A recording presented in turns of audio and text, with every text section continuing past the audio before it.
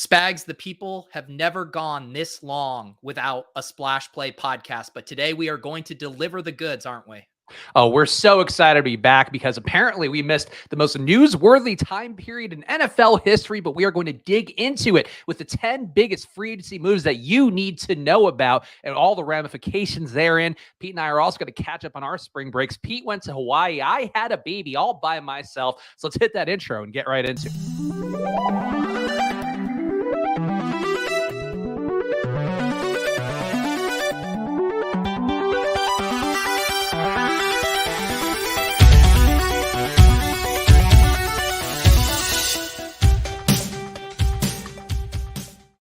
Hello, everyone, and welcome to another edition of Splash Play, the fantasy football podcast for every game under the sun. And once again, I'm Chris Spags, joined by your friend and mine, Pete Overzet. And Pete, I have to say, I expected more of a tan on you.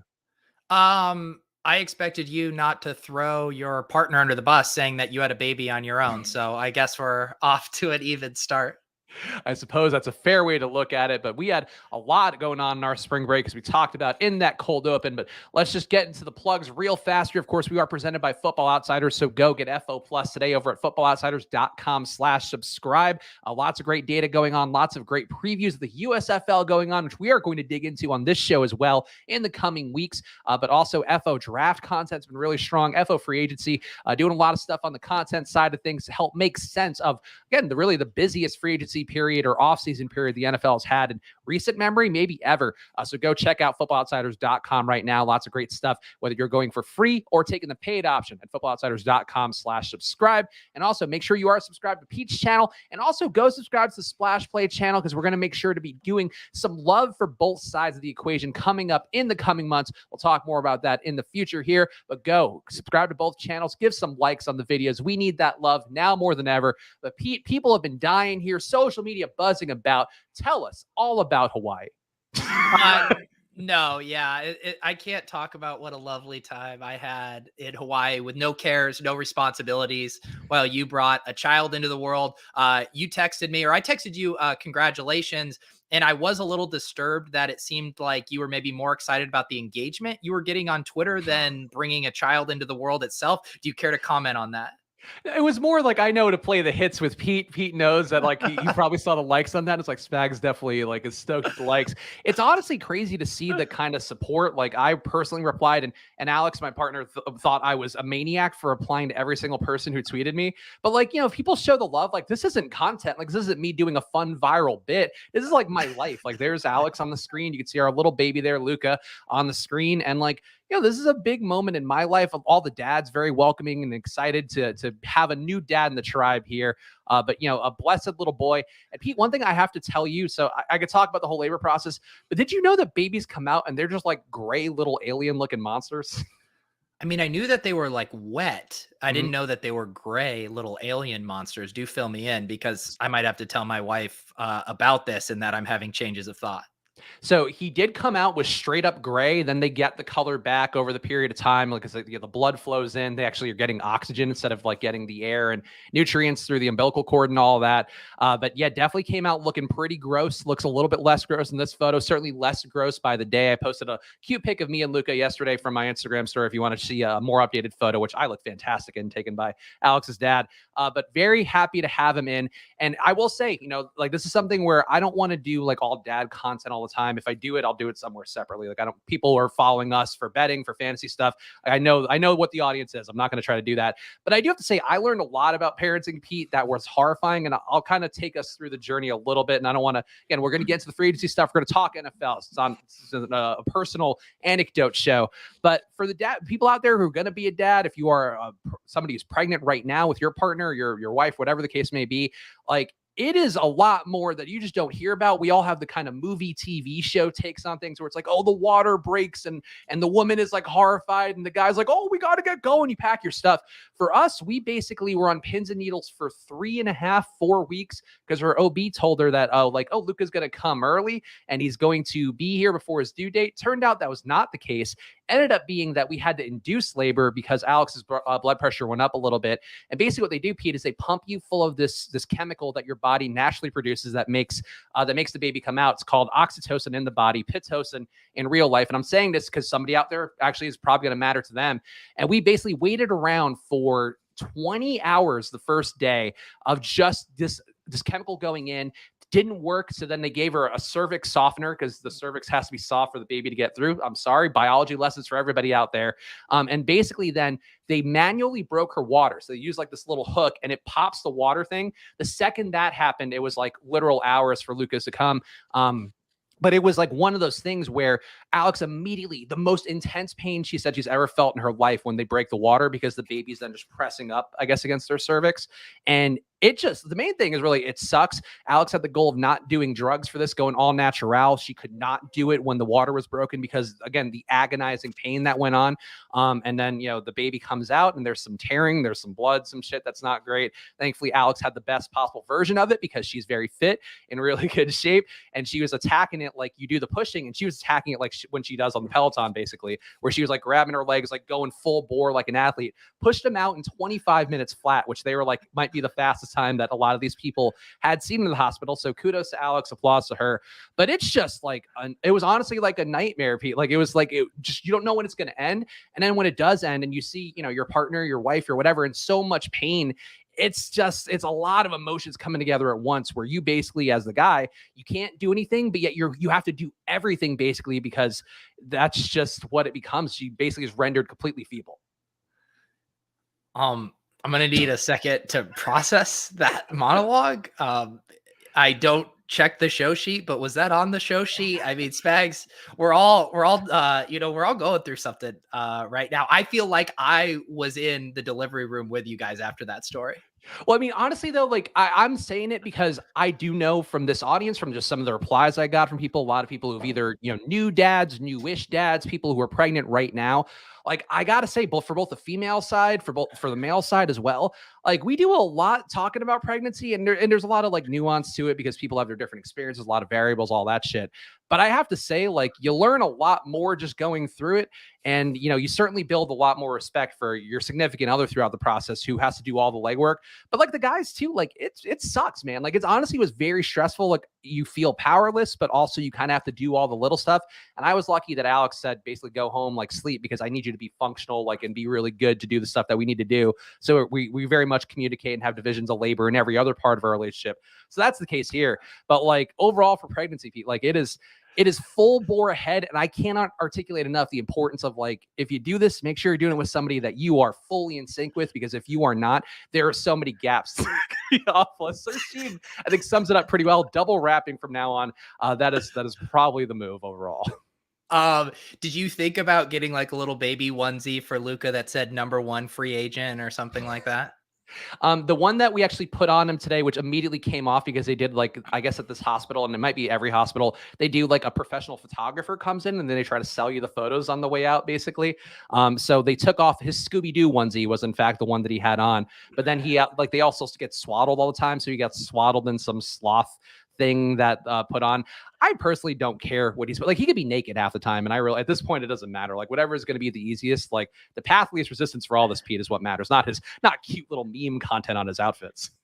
All right, here's a sincere question for you. Now that you're a dad, like I assume this was like your first piece of actual content you've done since having a kid. Like, did you find that having a kid made everything else seem even more meaningless than it was before? And you're like, this is ridiculous, I'm going to talk about free agency? Or are you like, this is such a welcome distraction, I've been deep in the trenches and I'm excited to have this reprieve?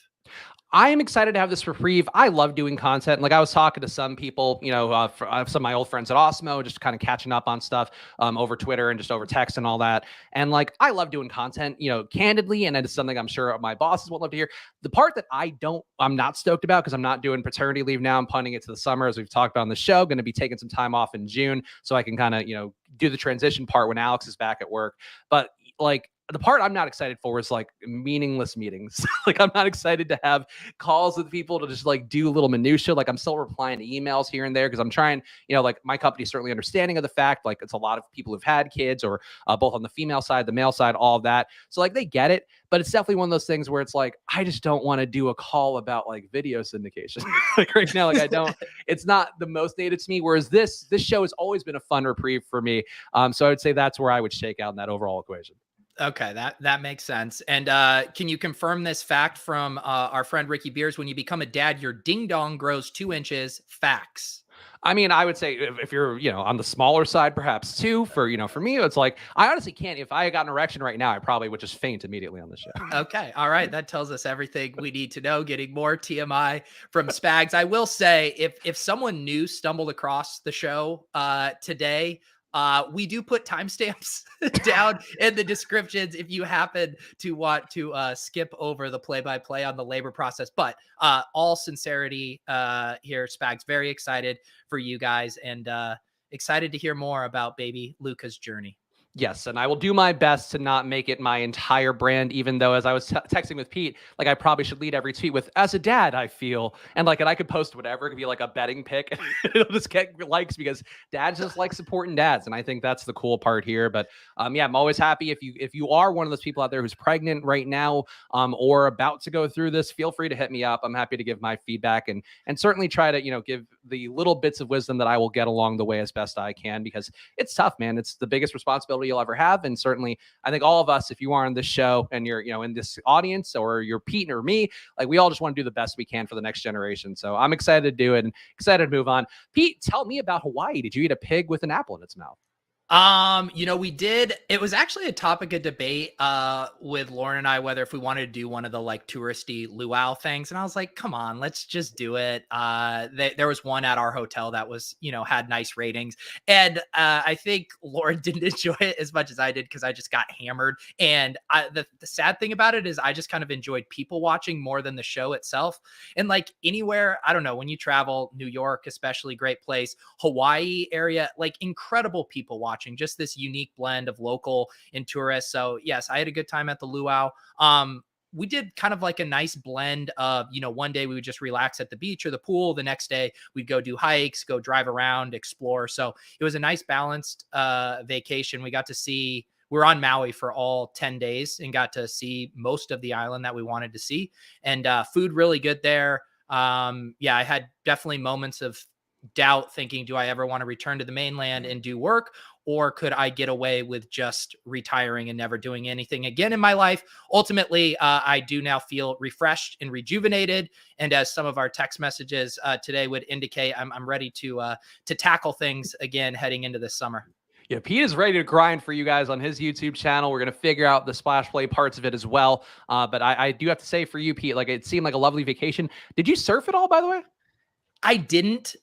Did some, boogie boarding, stuff like that. The surfing just ends up being like more of an ordeal. Most of the places there too, it's they want you to do like a half day lesson. And it was just like, it was a harder sell to do a full thing. But there were some really good waves and it was fun we did one of the kind of famous road trips there, the road to Hana. On the way, there's the main surf break there. So we just kind of pulled off and watched the surfers. It was probably 15 to 20 foot waves over there. So pretty fun to watch the local surf. And I always, even since I was in school in San Diego, I've always romanticized surf culture and wished I was good at surfing. So it was fun to pretend like I was a surfer out there without actually surfing.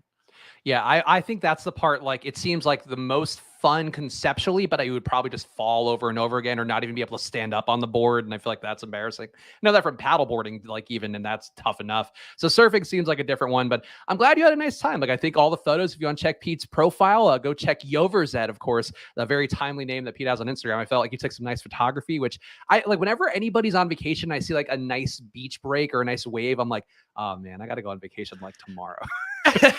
I will say, like, the way I use my Instagram, I do use it in the most cliche sense that I show nothing of my day-to-day life, only when I'm doing something interesting. And so there'll be breaks. Like, I'll look every year during the football season and there's like no post because I'm just sitting here at my computer for 5 months straight. And then when I travel, then I like to, dust it off there. But thank you for noticing my photography. I actually do feel like I have like guilt about it. Like I personally don't feel about this when I see other people's vacation photos. I think it's cool. Like I love seeing where they're at. I like seeing pretty places. For some reason, I feel guilt like you're rubbing it in other people's faces that you're on the beach somewhere. So I don't do the like, here's constant pictures of me with a, Mai Tai in my hand at the beach. But Hawaii was so pretty that I did want to share some of the spots we stumbled upon. Also sharing some breast milk feedback in the chat. Yeah, what is can we address this, Mathal? I have heard of this being a thing, but I guess we've already crossed the Rubicon with you oversharing. So why not? Have you tried the breast milk yet, per Mathal? I have not, and in fact, so here's another thing that the liberal media won't tell you about breast milk, but here on Splash Play, we're going to tell you. So like the breast milk doesn't come in until like day 3 or day 4. Because basically like there's I guess not a chemical, but there's like a thing that comes out called colostrum, which is like basically the essential nutritional things that come out for the baby the first few days. And it's kind of like a honey thing where we had a lactation consultant come in as part of this. And as what they do to kind of give the guy a little job. Basically, if you're the guy in any sort of pregnancy scenario, you're basically like the kid in the old food commercials where it's like, oh, the parent's cooking a meal and the kid's like, and I helped. And that's basically what it is, where they give you like this little spoon, so you scrape colostrum kind of off the nip, and then you can like mouth it into the kid if he's not latching on. But yeah, breast milk doesn't come right away, and I cannot foresee that being a thing I'm into, because I know in my journeys on the internet, Pete, whenever I see breast milk pop up in a certain type of video, I tend to go like, nope, no thank you, click away and go find somebody else to enjoy in that time period. I do think it could be a slippery slope now that we are in the era of a million different versions of milk. You get your oat milk, you get your coconut milk, almond milk. At one point you might just be looking around being like, how does the breast milk work with my granola? So I don't know, Spags, middle of the night, you maybe get the munchies. I could see it happening. Look, I won't rule anything out in the future, but I think for me, I could safely stay in Luca's possession for as long as we go that route for him, make him a big, strong boy. And it's also great for the mom too. That gets actually her body closer to where it needs to be, is expelling the breast milk and all that shit. So more fun facts here. And again, hey, I'm an expert now, Pete. I've been doing this for 3 whole days. So I think I can say I know pretty much everything about parenting. Well, I will say it was a great joy. One of the habits I've been trying to get into when I'm doing shows is just make little notes for the timestamp, so I don't have to go back and rewatch after. So I did log at 15 minutes the question, has Spags tried the breast milk? So congratulations to everyone out there just trying to locate that specific information. I love how seriously you're taking this now. Thank you, Pete. I've been doing timestamps for a while, and I was debating whether to leave it just under the umbrella of Spags as a dad, and I thought, nope. It needs its own category. Has Spags tried the breast milk? Do with that what you will, fucking YouTube algorithm. And Bolik asking, what about the placenta? We actually didn't see the placenta. That is the one thing. I had to clip the umbilical cord. That is one that was weird because I didn't want to do it. And they peer pressured me into it. And they're like, just do it. And I'm like, fine. And you clip it. It took me 2 cuts, but it's like basically you're cutting a little hose. It's real weird, man. No, I'm not doing that. That's going to be a no for me, dog. I will do you just in general, are you queasy about stuff? Like an example for me is when I get blood drawn and stuff, like I can't look at the needles. I've passed out and stuff before. Does that happen to you? Or are you okay with that kind of stuff? I'm okay with it. I knew we had talked about, and I'd heard this from male friends too, who've had babies, like don't look at the baby coming out because you're just not going to be able to view the vagina in the same way before. And I've seen, like baby birthing videos through school or through random internet things you stumble across here and there. But no, I'm not a huge fan of it. I don't get squeamish necessarily. Like dealing with dogs, I feel like for years, and I've talked about my dog Callie, who's got cancer right now, literally was tracking blood around the house because she has some ulcerated thing. Not the most fun. I don't get queasy with it, but I know with this process, because you still want to view your partner in the way that you normally do, where they're a sexual being, they're all that stuff. It's better to stay away from that stuff from what I've been told. Okay. Yeah. That's good to know. I think that answers all of our questions. And, we do also, one other funny thing about the Spags thing that played out in the Discord, in the Deposit Kingdom Discord, you guys should definitely join that. That link's down below. We have the Splash Play channel, but we created the Good Shit Spags role, which is for people who want to be notified by Spags when he puts out one of his bets, because Spags had started sharing some of those on TikTok and in various places. Well, what happened is when people went to congratulate you in the Discord, Discord, instead of tagging your handle specifically, so only you got a notification, they tagged the good shit Spags roll. So everyone who had signed up for that, I think it's like 20 to 25 people, were all getting alerted with everyone thanking you. But I personally appreciated the double kind of entendre of that roll of it literally says good shit Spags, but will also serve to alert you. It's funny because I actually don't have my Discord notifications on. That's the one place I didn't log in for people. So I will reply to you guys if you did tweet on Discord, or not tweet. If you did reach out on Discord, my bad. But go sign up for the Deposit Kingdom. If you want to get direct access to me that I forget to reply to, please feel free to go check that out. And I will get back in the mix, placing some bets on there soon. I just honestly want to tighten some stuff up on my end because, of course, the second Pete that we had that handle roll out, I think I went like 2 and 3 or something, and I was like, fuck me. I felt bad. I feel there's a real civic duty to bets where if I'm losing, I'm just gonna pull it back and kind of let it go. And that's where we ended up with the @GoodShitSpags tag. Yeah, no, we'll have to get that fired up. I'm already imagining, how, what was it? The Pardon My Take guys that did the goldfish to determine their bets, and people have done various stuff with animals. I'm already picturing you using like baby Luca and putting like 2 little rattlers at the opposite sides of the living room, and whichever one he crawls to is the bet you're making. And then we can see if baby Luca outperforms you as a sports betting analysis. It sounds like a great bet.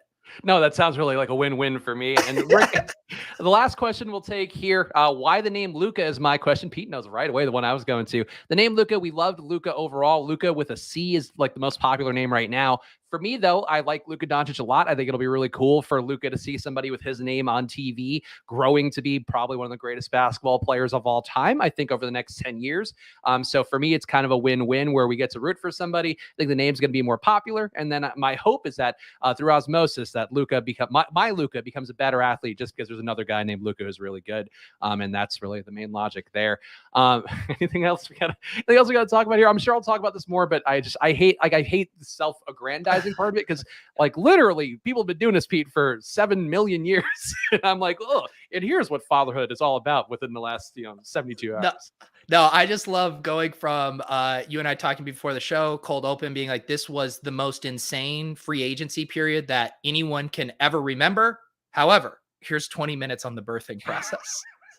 That's how you rope them in, and then you give them something else that they don't want to hear about at all, and that includes splitting vaginas and softening cervixes. The joys of the world right now. But hit that like button, whether you're watching on Pete's channel or the Splash Play channel, does help us out a bunch. Make sure to follow @Peter Overzet, follow @Chris Spags, and follow @Splash Play Pod, because that is where we are putting all of our content whenever we are doing a show. You'll find it on there. We're back to the Monday, Friday show schedule now as well, so have no fear. We'll be here doing all the stuff we need to talk about NFL-wise, USFL-wise, best ball drafts. All of that will be coming up here on the show now that we are back. No more time off here. And Pete, it's time. Are you ready? How should I slate this? Because Pete's going to start doing some clips and stuff. You want things to be a little better. 10 biggest free agency moves. Should I do like a full big intro here? Yeah, I mean, we haven't got the sounds and all the bells and whistles. So if you could kind of channel your inner Foley artist and do that for me, that would actually help me out in the interim. Okay. Pew, pew, pew. Here we go. Oh, NFL free agency. So it's been a wild NFL free agency, and there is a lot you, the person stumbling across this video on YouTube, needs to know about. And here we are going to dig into the 10 biggest free agency moves. And Pete, number one on the list, the one we got to start with here, one that's got ramifications for a couple teams. Davante Adams traded to the Raiders, wanted a new deal from the Packers. Packers weren't willing to pay him after they gave up so much money to Aaron Rodgers. Now he's going to the Raiders. And this is one for us. I think we might have actually luck boxed into a few best ball teams with Davante Adams and Raiders stacks. So hopefully that pays off. But Davante Adams reunited with his college teammate Derek Carr. Some narratives there. Shower narrative, of course, the one that goes out there. I have to say, I love this trade for the Raiders. I think it's a fantastic move amidst a lot of them they're making here with Josh McDaniels being hired. So I'm stoked for this one. I think Davante Adams maybe a little bit of a drop from where he's been historically as the Packers' only option. But I do think the Raiders, Pete, really well positioned in an AFC West that is absolutely loaded in every possible team. Yeah, this one, I think, took everyone by surprise. I want to say the narrative kind of heading into the offseason was, yes, this is going to be messy with the Packers, but everyone just assumed that Rodgers and Adams were a package deal. And we've talked too about how it's almost hard to untangle Rodgers and Adams and their kind of skill from each other, in the same way that it was kind of hard for people to untangle Bill Belichick and Tom Brady from each other, of like, who was the straw that stirs the drink there. And now we're going to get to find out. It is surprising that, Adams, I don't know. Do you think he's taking for granted what Aaron Rodgers kind of did for him as a player? And do you think he's ultimately maybe going to end up regretting this decision? On the other hand, he's going to probably the only other quarterback you could say he has this rapport, this off-field friendship, of course, all the way back to their Fresno State days. So it's fascinating to think how this is going to play out. But man, I feel like leaving Aaron Rodgers, it can't be any better than it was there. Do you agree with that?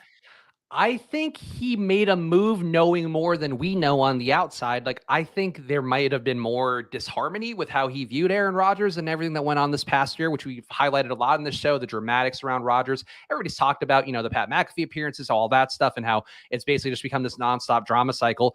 I think it's kind of the two-pronged thing where he probably liked Derek Carr enough as his college QB. It is like, yeah, you know what? He just needs a number one guy. If he goes there, if you go there, like maybe that's the one thing that Derek Carr hasn't had his entire time, basically, as a Raider, and then you can fill that whole team up with a former buddy and get away from this weirdo who's been great for your career, but like the team doesn't want to pay you big money anyway. So I think if you're Davante Adams, like I could see the logic there. It is tough. People are saying like all this to be fourth in the AFC West. Like I get it, but with volatility, with injuries, all of that, like they can get in a wild card spot for sure. Like I think that's certainly within the realm of possibility. And you look at the talent too, like the Raiders have Josh Jacobs. They have, certainly a solid wide receiver in Hunter Renfrow, a guy who probably I think we were into as conceptually as the number one receiver, who should get a boost here as a slot guy in a Josh McDaniels offense. Darren Waller is certainly an elite level tight end, even though he didn't show it production wise last year. So like to me, you look at that compared to the Packers, who have, it's just Alan Lazard left. Like there's like nothing there. Aaron Jones, Alan Lazard, Aaron Rodgers.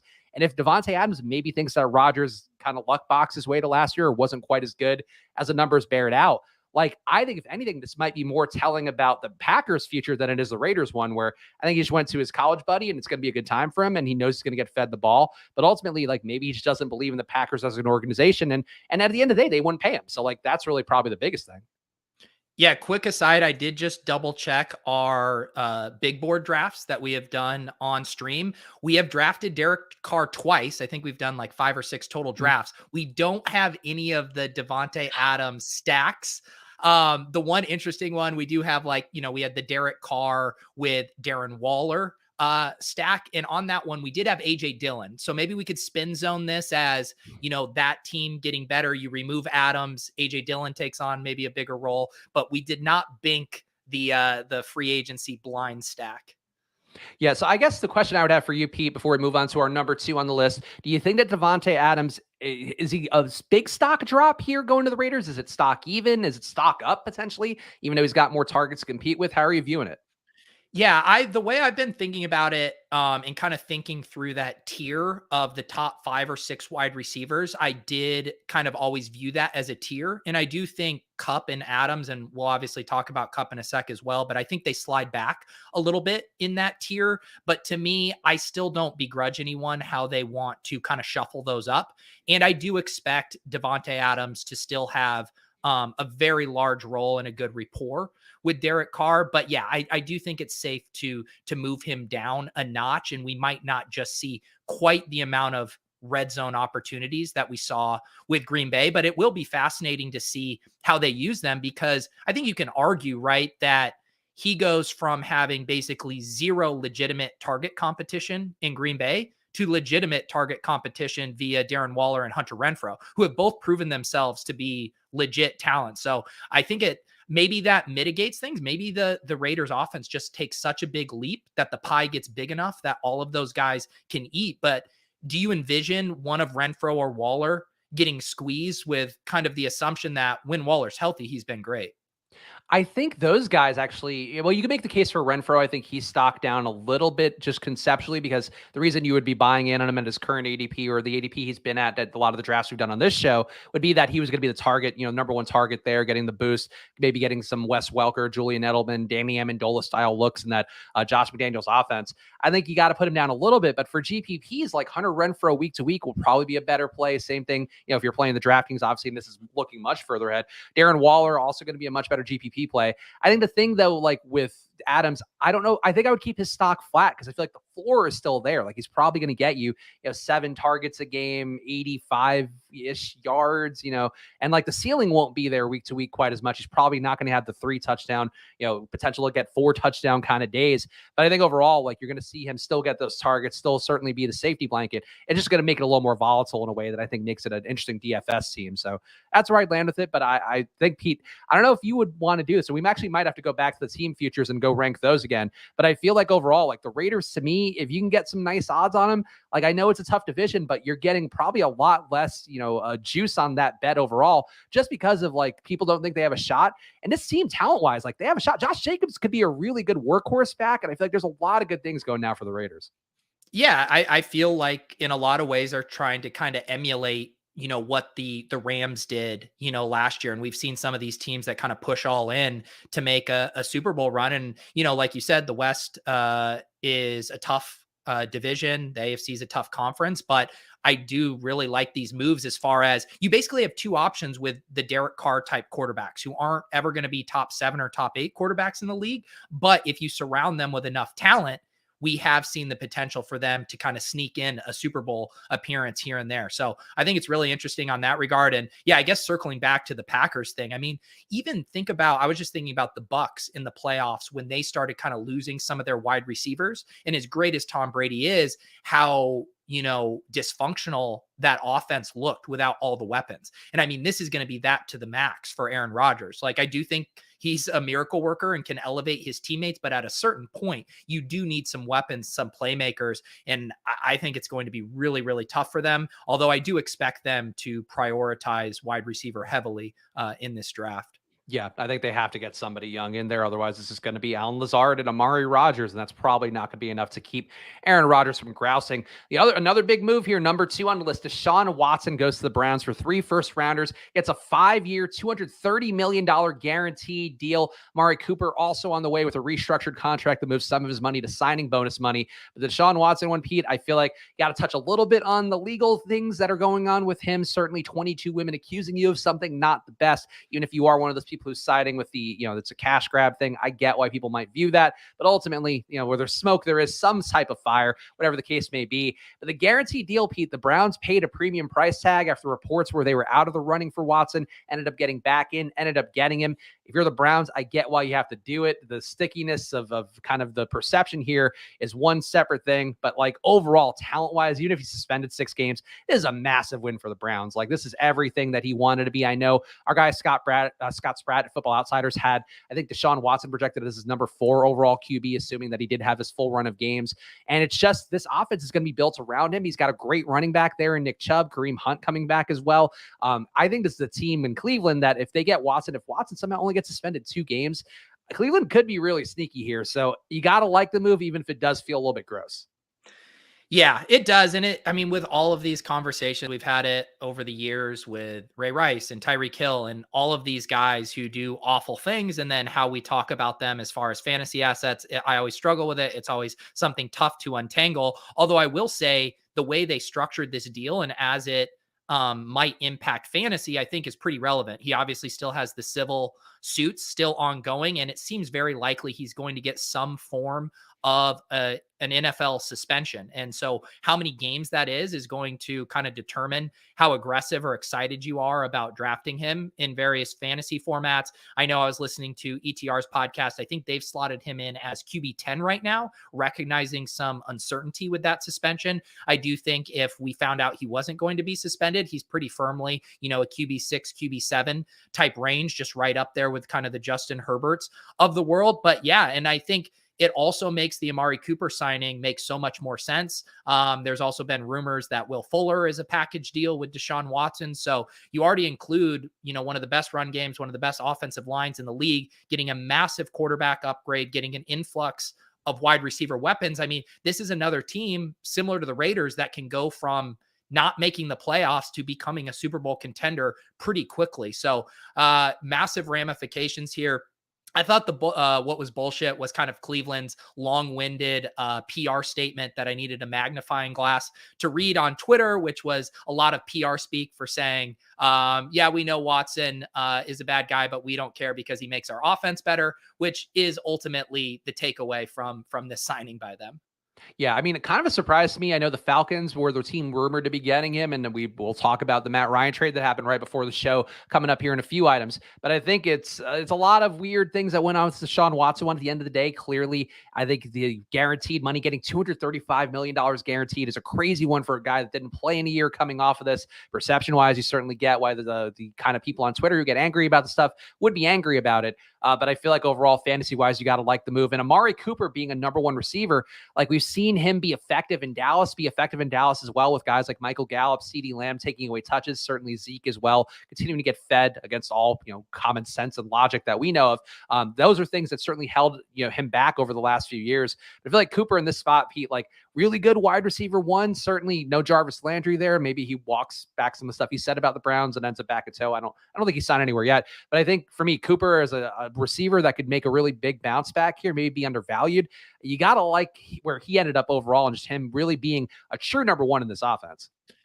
Yeah, although I guess I would maybe push back a little bit on that and just say I think he'd probably be better as a number two in that offense, or maybe like a co-1A, co-1B, almost like he was with CeeDee Lamb, but maybe with a guy that had more stylistic fits that complement him. I mean, Will Fuller is kind of obviously the perfect fit. Get Deshaun Watson, that lid lifter, and then let Amari work underneath a bit more. So I do think he could use kind of a co-pilot to really maximize where he's at in his game. I just think he's still an incredible route runner, but I don't know if we've seen kind of the big play explosive ability from him in this stage. So maybe he steps in as a more kind of like souped up version of Jarvis Landry, where he's going to be a reliable target, maybe offer you a little bit more after the catch. But I still think they want kind of one more dynamic weapon in there to get the most out of Watson's skills.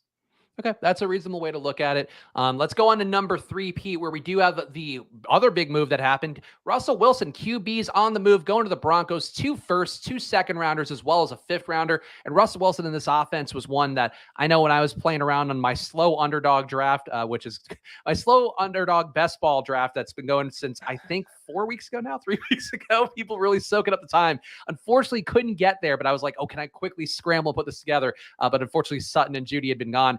If you got those guys and somehow lucked into having Russell Wilson in that same lineup, this Broncos offense to me, Pete, I think is so explosive, and all of these guys are going to reach their potential in every way that you've wanted to see the last few years with the Teddy Bridgewaters, the Drew Locks of the world, whatever other assholes they've been putting out there when guys have been injured. Like Sutton's been held back. I think Judy's been held back. I think Tim Patrick even's been held back.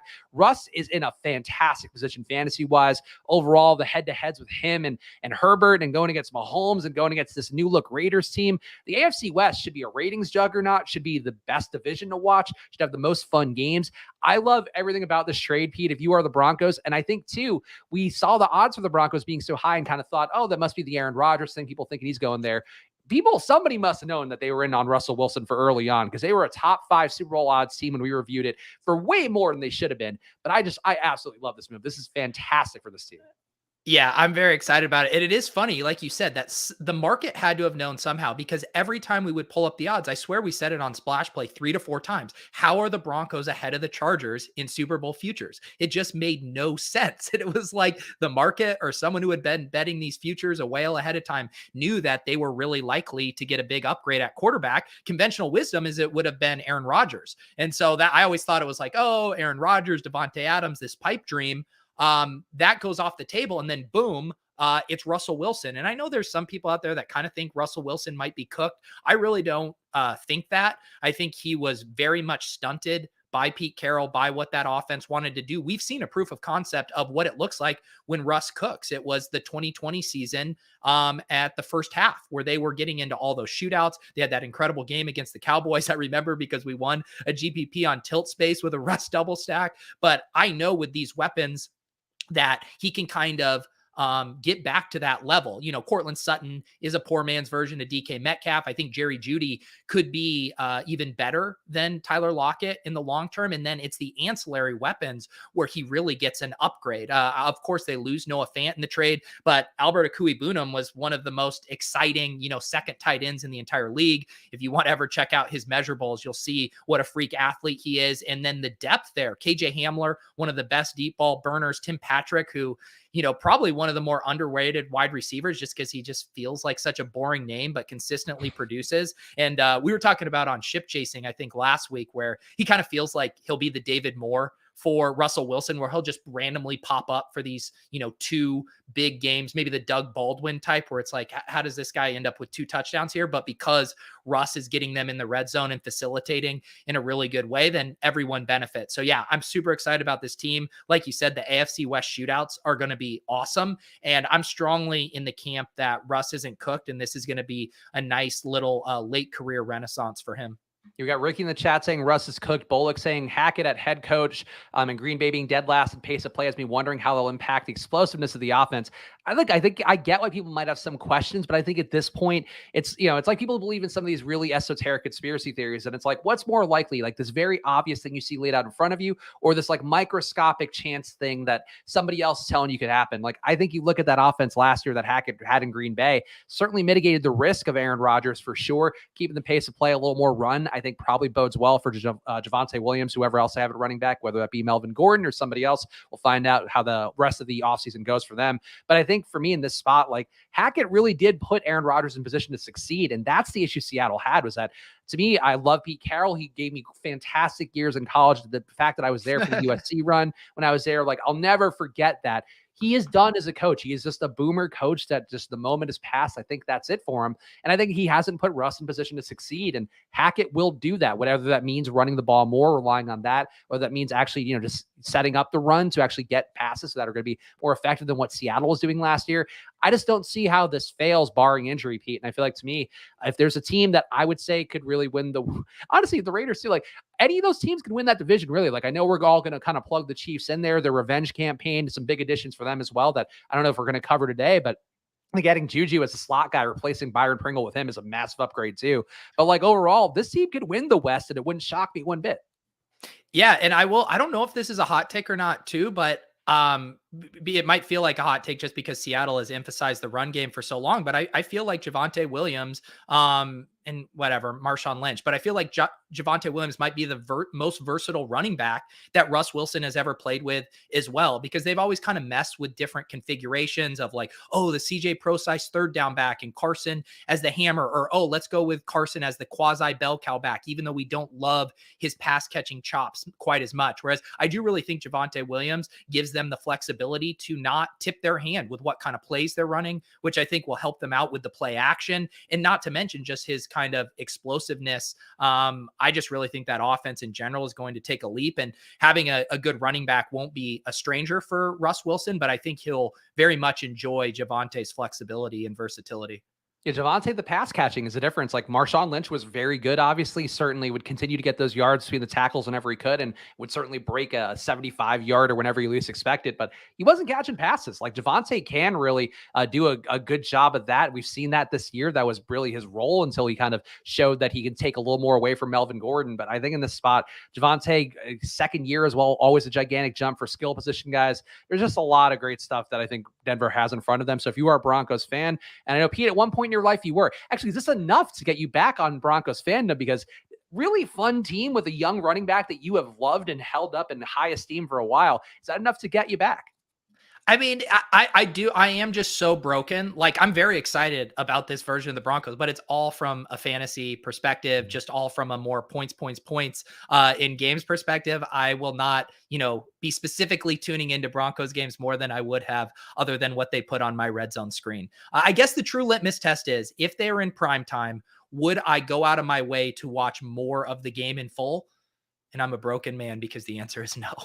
Interesting. See, I would want to watch them more because I think that offense is going to be fun and I'm curious to see what they do, especially in that early part of the year. But I feel exactly everything you're saying, but the exact opposite for the Cowboys. So Yeah. I'm fully cemented now and not feeling that bad about us digging my heels in Well, on that fandom. until Ben DiNucci becomes the starting quarterback, at which Oh, point oh you will yeah. be Then you'll Luca be and right I will there. be there. Our Yeah. seat will be getting pegged. Oh, not getting pegged. Getting getting things thrown at. I meant like getting pegged, like thrown. Getting Update 4328. Spags talks about getting pegged. getting pegged by the local Eagles fans is what I was saying, but still not the way. Damn, I can't believe they took that phrase away from me. Getting pegged by things used to be getting thrown at you. Yeah, we need to wrestle it back for the content creators. Number 4, Tom Brady is back. Chris Godwin also returns to the Bucs on a 3-year, $60 million deal. Russell Gage, the new slot man in Tampa Bay, 3 years, $30 million for him. And all these moves, Pete, I think for the Bucs, they needed Tom Brady back, or they were going to have to basically be in rebuild mode. You would think Tom Brady had some meetings with the owners there, with the Glazer family in the UK. Some rumors that maybe he asked for a coaching change or at least some coaching adjustments. So we'll see if there's any weird things that happen with Bruce Arians. Maybe somebody coming to the staff to give Brady a little bit of a cushion there, because I think there were some reports that relationship had been fractured a little bit. The fact that he's back, he was as elite as any QB in the league last year, especially for fantasy, just generating a ton of passing yards, passing volume. The passing TD, rushing TD splits for the team overall were fantastic. And Russell Gage quietly was fantastic last year for Atlanta, a team that had no options left. Kyle Pitts was a great rookie tight end, but still not a game breaker like people wanted. Calvin Ridley, his gambling suspension that also happened during our time away.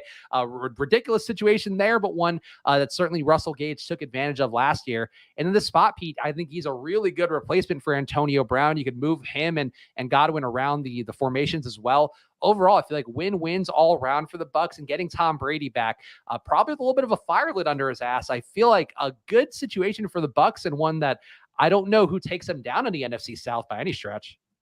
Yeah, this is, I mean, such a total turnaround to go from you lose Brady, you presumably lose Gronk, obviously AB out of the picture.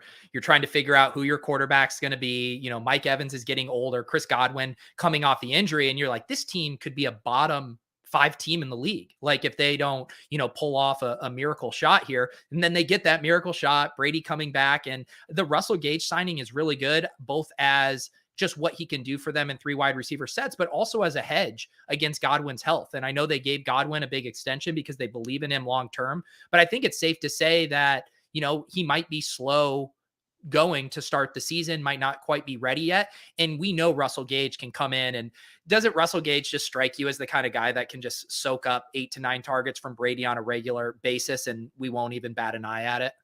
Yeah, I mean, I think he's going to be the best version of himself here, just being that check down guy, and Evans can focus on his deep routes. If Godwin comes back, as Pete talks about here, a little bit half speed, maybe that's still more opportunity for Gage. Gronk seems like he's trending towards coming back as well. I think had some snarky social media videos about like, I'm going to make Tom sweat it out, but like does seem like he'll be back. So overall, I feel like this offense is going to be as ready to go as can be, and you got to hope that we do see Godwin come back to full health, and I guess you got to hope that, as people are saying, Lombardi, Lenny, hopefully Leonard Fournette does come back for them as well and give them what he gave them last year, which is quietly one of the best running back seasons we saw. And on the counterpoint here, this is not one of the top moves, but the Falcons did in fact re-sign Cordero Patterson and added Deonta Foreman. So they're in clearly great position, Pete, for what they're going to do.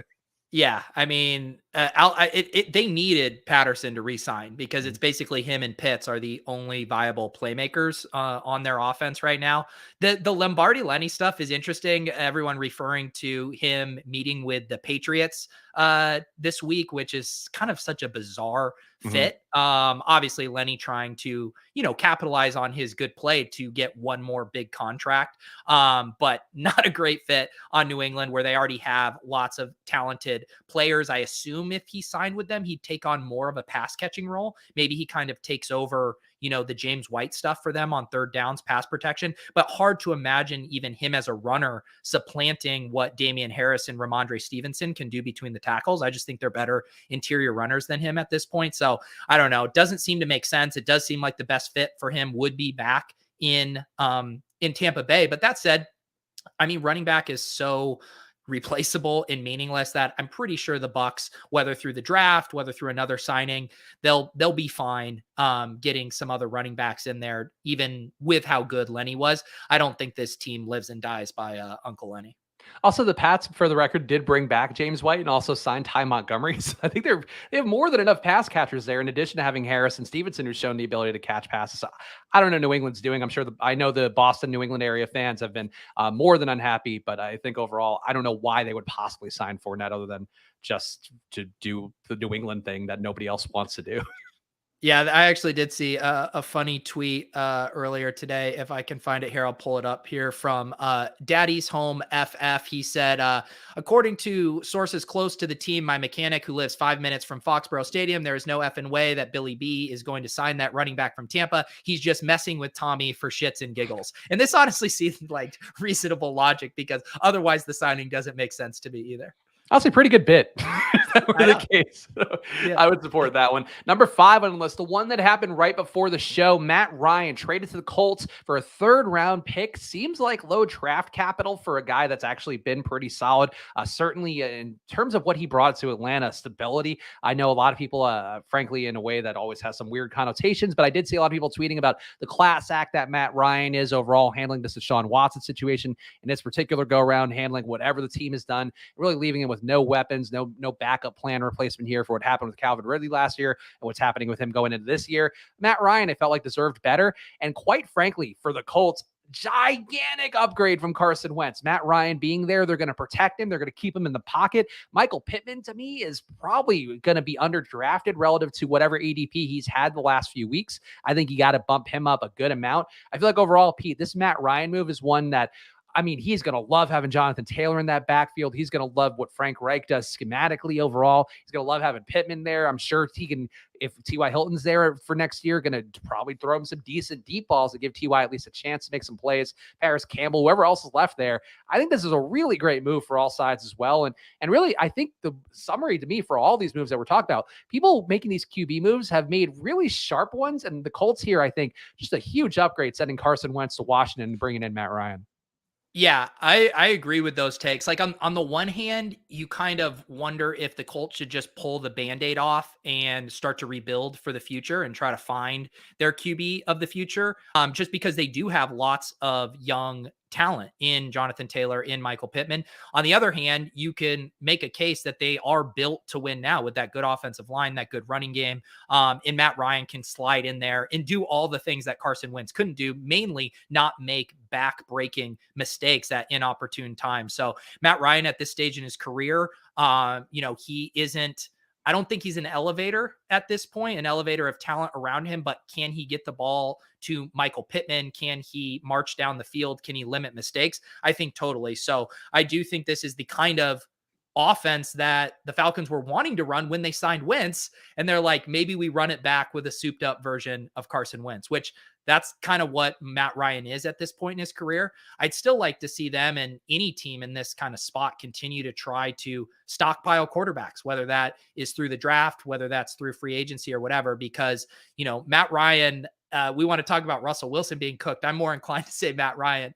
might be cooked. So I do think there is a little bit of, projection, wish casting on Matt Ryan. But if you were trying to get all the pieces to line up for Matt Ryan to succeed, I think this is the spot. Yeah, no, I would agree with that fully. And I would say in the chat too, people talk about Matt Ryan being washed. The bloom is starting to vanish off of the Reich rose is what Sprung MC is saying.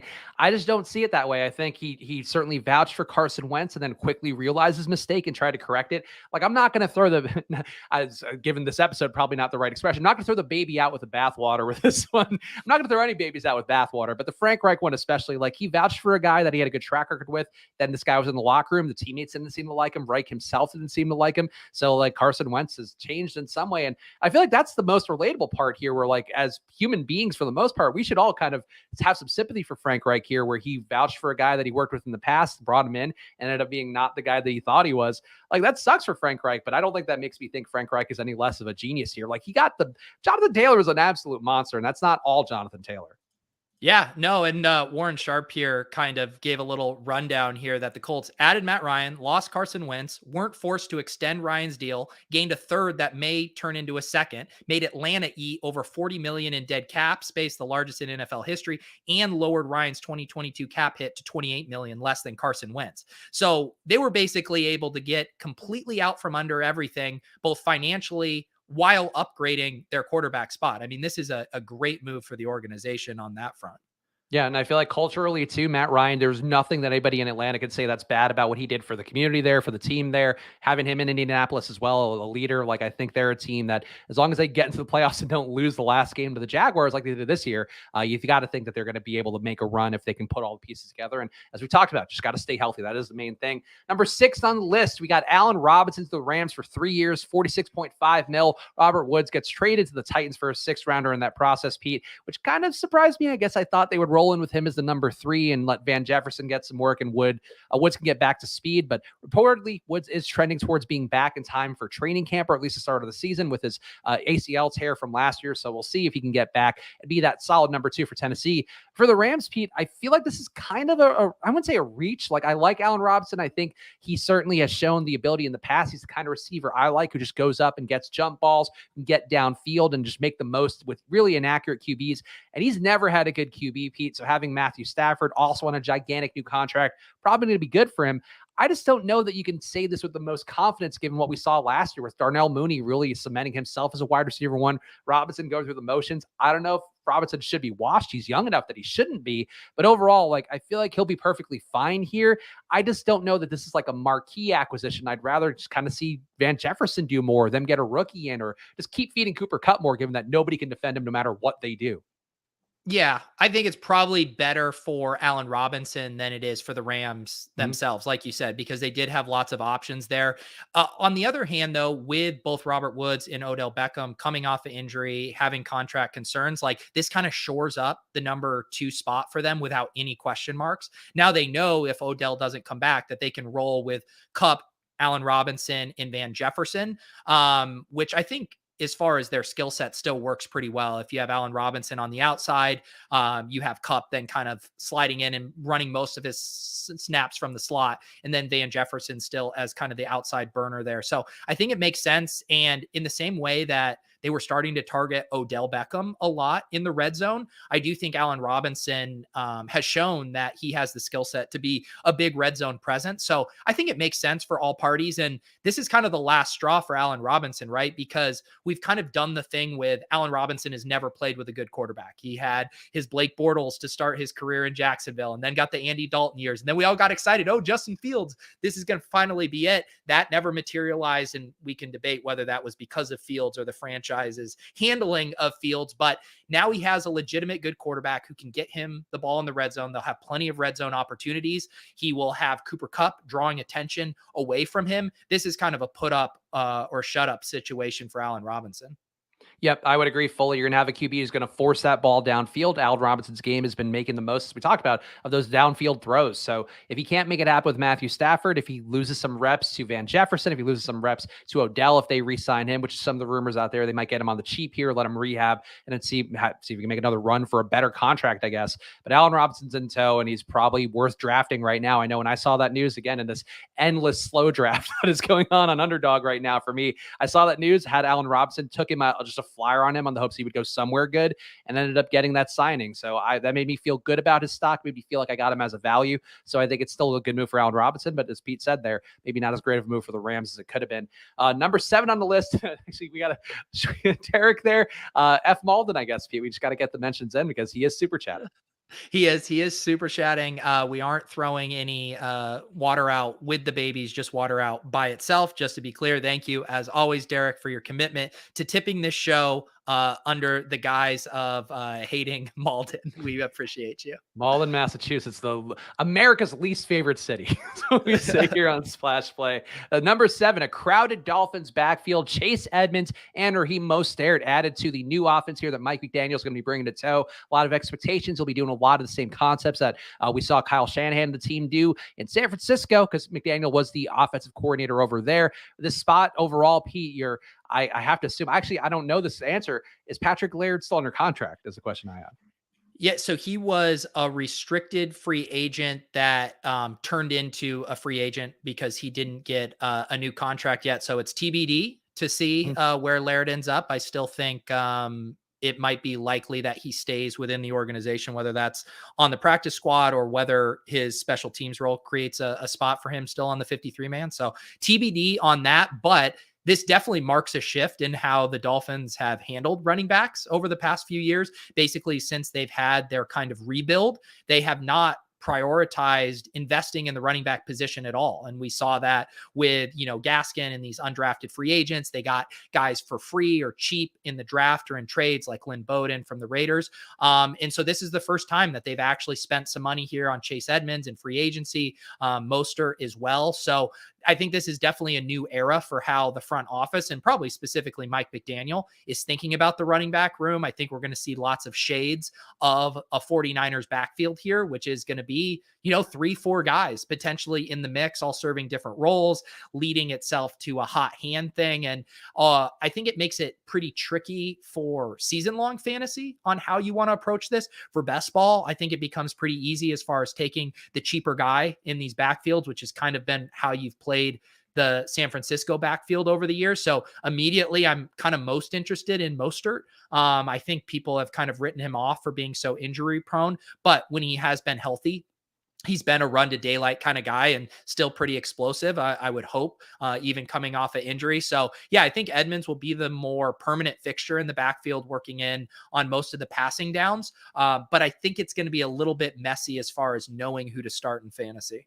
Yeah, I would agree. Mostert, I mean, we've seen him carry the Niners to a Super Bowl appearance a couple of years ago, and that was largely on his back from having those monster outlier games. In this spot, I feel like you have to feel good about, if you're a Dolphins fan, getting these guys in. Certainly a big talent upgrade over the Savon Ahmeds of the world, even Myles Gaskin, who's been useful in the past. I think it's a solid move for a team that clearly knows what they want their identity to be. Overall, I think the moves that they're making seems like they're making cost-effective moves, but guys who have some talent. Also signing Cedric Wilson at wide receiver. So I like what the Dolphins are doing. I agree with your take that it's just hard to kind of surmise what's going to be the right way to approach it. But I think you can make cases for both Edmonds and Mostert. And I think overall, these guys are in pretty good position to have something happen their way. A team, though, Pete, that perhaps has less good going for them, the Jags. A curious case of the Jaguars coming up next year at number 8. What are they doing with Christian Kirk? Despite his hot girlfriend, maybe because of his hot girlfriend, 4 years, $72 million for Christian Kirk. They also signed Evan Ingram. Apparently, they re-signed Laquan Treadwell right before the show as well, or during the show. I'm not sure when that came out. But overall, the Jags, Pete, I kind of like the Kirk move more than the public does. I'll say probably too steep of a price tag that early in free agency, but I could see where they would get the numbers from. Was a fantastic yards per route run guy last year, yards per catch guy. Like, you're looking at the very rudimentary kind of basic metrics. You could see why Christian Kirk had some value, certainly stepped up every time that DeAndre Hopkins was out. If any, AJ Green being out, whenever there were more routes to go around, Christian Kirk got there. And I think overall, like, it was just about giving Trevor Lawrence a weapon you had more faith in. That said, you are, of course, a Laviska Shenault fan. We also, on the show, big Marvin Jones fans based on our draft capital on Underdog in the past as well. But I would say in the spot, I like Christian Kirk signing here. I just think they probably should have paid a little bit less. Yeah, I'm torn too because I like Christian Kirk. He's been like one of my guys that each year I just kind of martingale, being like, oh, when the Cardinals finally deploy the air raid that we were promised, he is going to be a big part of that. And it just never really happened. And then he also never was able to kind of garner a high enough target share the way they used him, even when DeAndre Hopkins was out of the offense, that I always just kind of felt disappointed. So now he's going to get a chance to be kind of an alpha wide receiver. Whether he has the skill set to actually do that, I think is fairly up for debate. And I think what makes it hard from the Jags perspective is, one, I think DJ Chark is really good. The Lions, who are able to get him, we're going to talk about that in a sec, I think get a good steal. And, Pat Carrain made this point on a couple podcasts as well, that the other concerning thing is it kind of boxes them out of drafting a wide receiver with some of their earlier draft capital. I think they pick at early of the first part of the second round. Someone can correct me if I'm wrong, but now all of a sudden this is a pretty deep wide receiver class. If they are kind of ignoring the position, thinking they handled it in free agency, I think that is a concern because Trevor Lawrence is going to need more weapons than just a Christian Kirk led, wide receiver core, I think, to go to the next level. So I like Christian Kirk in a vacuum as the player. I don't know how great of a fit this is or how much he can help make Trevor Lawrence take that leap that we all want him to make. I think it just comes down to, do you believe in Doug Peterson being a much better coach? And there was an athletic article that actually I flagged today to read at some point with Urban Meyer kind of, I guess, detailing in more depth, reporting out some of the toxic stuff that was going on in the organization that led things to be bad there. Like, they have weapons on paper now for Doug Peterson. You have ATN coming back. Hopefully James Robinson makes a recovery. You do have Evan Ingram now. They still do have Dan Arnold, I think.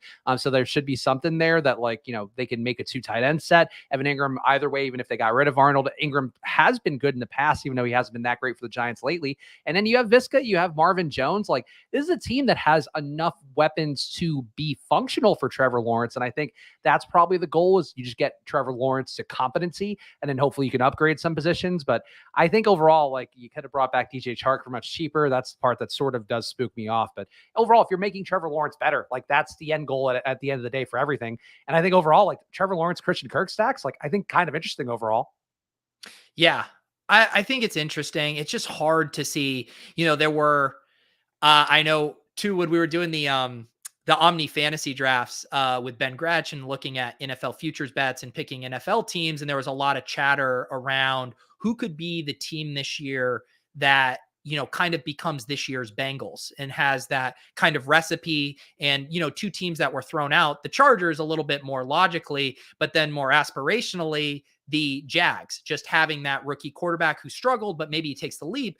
But it's really hard to see it from the perspective of what the Bengals did to surround Burrow with talent, obviously investing incredible capital in Jamar Chase. You already have T. Higgins making a 2nd-year leap, and then Tyler Boyd already being one of, you know, the best kind of slot wide receivers or solid slot wide receivers in the game. And so I just don't see those pieces fitting around Lawrence right now, where it's like, all right, we are going to elevate this offense. I mean, to me, it more points to Trevor Lawrence is going to have to get to work and really make strides on his own as a player to make this happen. I guess another thing, though, that's, you know, a little bit more exciting about the Jags is they will get ETN back. You know, they drafted him highly last year. He is a dynamic running back that can catch passes. Like you said, I'm always leaving a candle on for Visca. He's going to be a lot cheaper. You can squint and tell yourself a story where Trevor Lawrence unlocks ETN, Visca, Christian Kirk, and maybe they get another guy in the draft and kind of round this out and piece it together. But it is hard to see right now. Yeah, it feels like maybe a 500-ish team, but for Jacksonville, that's probably progress. And if Lawrence could be the one who kind of shepherds that along the way, I think it could be a win here for Jacksonville, even though on paper certainly paid a steep price tag to get some luxury free agents into the town. Next spot here, we got number 9, DJ Chark going to the Lions on a $10 million one-year deal. They also brought back Khalif Raymond, Josh Reynolds, Amon-Ra St. Brown, going to be the alpha dog there, or has been historically the alpha dog. But I like this flyer a good amount, Pete. The issue really is DJ Chark, certainly another downfield receiver. Jared Goff has shown no desire to throw it downfield, whether it be in his Rams stops towards the end there or the Lions last year. But overall, just an undervalued guy. I feel like DJ Chark, to me, is somebody that I liked a lot. It was kind of bummed he got hurt last year because he's been a player that I've enjoyed watching and thought he had fantasy upside. And overall, just, you know, kind of a solid football player who does the things that I like to see, getting the ball downfield, making those jump ball plays, all those things. But I feel like a good move for the Lions. Like, the Lions needed somebody in. They got somebody who's an actual premium talent, or was at one point considered a premium talent. Buying low on this dude. If he does have the great year, they can probably get the catbird seat on signing him to whatever extension that he would want. But I feel like overall, if you're the Lions, getting any free agent who's actually talented is a positive. And I think that makes this a positive move. Yeah. And just talking about how the, you know, existing pass catchers fit in with DJ Chark. I mean, it's a perfect fit because you have Amon-Ra St. Brown and TJ Hawkinson, who have proven themselves to be really good pass catchers in the short and intermediate areas. And they've really needed a field stretcher. You know, they were trying out Khalif Raymond. Sorry if I'm throwing your boy Josh Reynolds under the bus there a bit, but DJ Chark, we know, can do this. And I think it really rounds out the offense. And, you know, are they going to have as many scoring opportunities as other potential landing spots maybe for DJ Chark? No, but he gets paid here. He gets a chance to prove himself after coming off of injury. And I do think, I think he can give us kind of a Marvin Jones-esque season here where he pops up for a couple of big games on big plays. The consistency might not quite be there just because Jared Goff can't consistently, connect with a wide receiver down the field. But yeah, I think this makes a ton of sense. And the other part, you were referencing that Urban Meyer article. There has been some quotes from DJ Chark even in that. He was talking about how Meyer routinely threatened to fire coaches and cut players. He feels like threats are what motivates. I know he would come up to us and tell us if the receivers weren't doing good, he wasn't going to fire us. He was going to fire our coach. He would usually say that when the coach was around. So, you can read between the lines here from DJ Chark, or maybe you don't even have to read between the lines and see that he was pretty disgruntled there. And there was also some other quotes I saw from that article from him. He said, Trevor Lawrence is a great quarterback. He was not put in good position. So that actually makes me feel a little bit better about that Trevor Lawrence take of taking the next step. And maybe this is going to be better for everyone. Just getting Meyer out of there, giving Chark a new start, and giving Trevor Lawrence a fresh start as well. It's also crazy to see a quote like that too, where DJ Chark, going on the record saying that, and not in a way too, where it's like, oh, I'm a player who's like mad about this. Like he's just going on the record being like, yeah, this was like really shitty and not healthy, not functional for anybody. And I think that's certainly, saying that as a non-anonymous source, kudos to DJ Chark and Dan Campbell for whatever it's worth. Like he got the most out of that Lions team last year. Like I think you could say schematically, like he's not one of those guys I look to like a Frank Reich and go like, oh, like he's doing a lot of brilliant things on the field, but he definitely was aggressive. I know in terms of our coaching index at Edge Sports overall, where we're tracking fourth downs and all of that, and trying to get the guys who are adding the most to win probability overall. Dan Campbell actually did that a lot by just going for it, embracing the volatility of going for fourth downs is a positive thing for the most part, especially when you are in good positions. And he's doing some analytically sound things. Certainly, Jared Goff looked lively, at least at points. Amon-Ra St. Brown came out down the stretch. There's a lot of ways here for DJ Chark to get back to usefulness and hopefully just to be happier than the Urban Meyer regime seemed to make him there. Also, last spot here, number 10, we got the Bills. Von Miller to the Bills for 6 years, $120 million. The Bills also jilted by J.D. McKissick, ended up signing Duke Johnson, O.J. Howard, also on the Buffalo Bills now. But the Von Miller one, huge deal for Von Miller, Pete. Some rumors here that he might have gone back to Denver, but I guess that didn't materialize all the way because of the Russell Wilson trade or whatever else happened there. The Bills, though, pushing all the chips into the center here. It feels like doing everything they can to get a shot to get by the Chiefs, to actually win the Super Bowl before that window closes for them. And I think overall, if you have the money to spend it, getting a Von Miller here, maybe more of a luxury than necessity, but certainly one that a guy's going to come in, he's going to compete, he's going to make this defense as hard charging as they possibly can. Getting Tre'Davious White back next year also going to be a positive as well. Like the Bills, we don't talk about defense a lot in this show because ultimately for fantasy, defense is not the part that matters the most. For the Bills, I think if you are a Buffalo fan, seeing them really go aggressively, just trying to get guys in who can help them win and get over that Chiefs hump, I feel like a really positive move here, even if we probably couldn't put it more than number 10.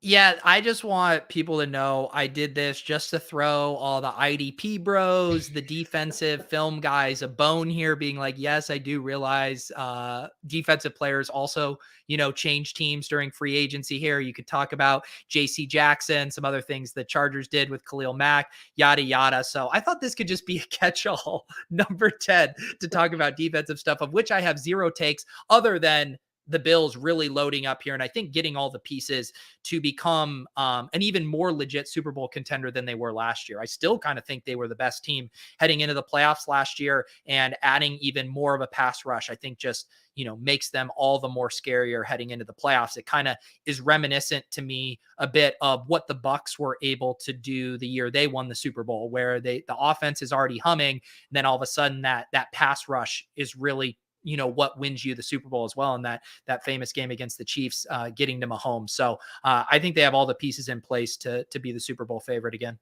Yep. And I hope that they have a good run here. Like I think the Bills, you certainly want to reward the teams that are spending money. Pete flexing by knowing the name of a defensive player. Yeah, Pete, very impressive that one of the most famous defensive players in all the NFL. It'd be a great bit someday to be like, how many defensive players can Peter actually name? And I don't even know if I would agree to that show premise because it would be so embarrassingly short. I remember the period when I was at Osmo and we were doing NFL shows, and everybody would just always reference like, yeah, you got to watch out for Jair Alexander outside. Like that's It's just a big crutch everybody had. Not just in Osmo, like industry wide, everybody would always say that. It's always funny. Like I know, like I pay attention to defense enough just to know the guys who actually matter and who are affecting things materially. Still wouldn't avoid them or anything in a DFS situation, but I feel like overall, like that's where we are with Von Miller. Like, boy, that Buffalo Bills defense got Von Miller, Tre'Davious White. Like that's two guys you could name. Yeah. Also on that, like that idea, it reminded me one time in college, he was my roommate sophomore year. He said that he could name 1,000 bands, and we had a like music bands. And so that we had an entire evening with him just writing on loose leaf paper, band after band after band. I think he made it to like 300 before he just tapped out. So yes, be very careful with flaunting how much you know of a certain subject. Naming 1,000 bands seems like more of an exercise in endurance than it does like actual knowledge. Yeah, yeah. It was a very ambitious thing that we were happy to call him out on when he made that claim. So free agency still ongoing. The offseason, as we saw with the Matt Ryan trade right before the show, still ongoing. So we're going to probably do a few more free agency segments coming up here. Obviously, we're going to be doing shows all offseason as well, but we might do some sneakiest free agency pickups, might do some worst free agency pickups. We're going to do a couple carvings here of this apple, a couple bites of the apple on this this content, because honestly, very exciting time to be a football fan, just talking about these ruminations. More like an NBA offseason than it was an NFL one, and that's very fun for us. But Pete, anything else you want to put a bow on here for the segment we did? Real segments in here, real prep Pete did as well. So I think we're really humming along in our return to shows. Yeah, I wanted to kind of free you up to write, a 5-minute monologue about the birthing process. I thought I could, put together a list for the show. But we do have breaking news here, as Sprung mentions here. Number 11, Mariota, he just signed a 2-year contract with Atlanta. I did see some rumors of that. I guess the real question here, and I haven't even seen the money here, maybe someone in the chat can let us know if this is more like, hey, we just need to get some options in the quarterback room, or is this like, no, we're handing the keys over to him as our starting quarterback? I still think that they could maybe try to address it through the draft. Maybe those things aren't mutually exclusive, but they at least have one warm body in there. And I can envision some pretty fun configurations with Cordero Patterson and Marcus Mariota. Maybe we get a little read option game going there. You can see some kind of fun wrinkles with those two.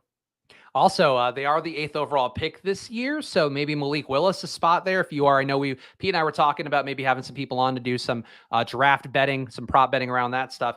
And Malik Willis, a guy we've talked about on this show, who has been bumping up the draft board since we started talking about him. Certainly coming in as a mobile QB with a big arm. I feel like if you bring him in, you bring Mariota in, kind of let Malik Willis simmer a little bit more as a guy who didn't face the greatest competition in college. I think that's pretty solid. Marcus Mariota, fantasy-wise, has always been pretty good just because of the rushing ability here. So if you are doing a draft right now, an underdog, if you are like me and trapped in an interminable hell slow draft, you just take Marcus Mariota in and reap the benefits in a few months. But make sure you are following at Peter Overzet, follow at Chris Spags, follow at Splash Play Pod. If you have the time as well, please go give us 5 stars and review an Apple Podcast. It would mean a lot to me as a new father to see reviews come up over there. So whether you're a dad or a grad, please go over to our Apple Podcast page, give us 5 stars and a review on there. And we'll be back on Friday. Pete, any final words for you here before we call it quits? No, good to be back in the saddle. Spags and I will circle up and get you guys updated on schedule and programming notes. And yeah, I would say the Splash Play channel in the Deposit Kingdom Discord is a good place if you guys want to chat with us. And otherwise the Twitter is a good spot for updates as well. Yeah, and I'll be popping in that Discord to reply to everybody who sent me some kind well wishes on there coming up in a little bit here. Appreciate you guys hanging out this Comeback Friday, 2:30 Eastern. We'll do it again. See you guys then. Bye.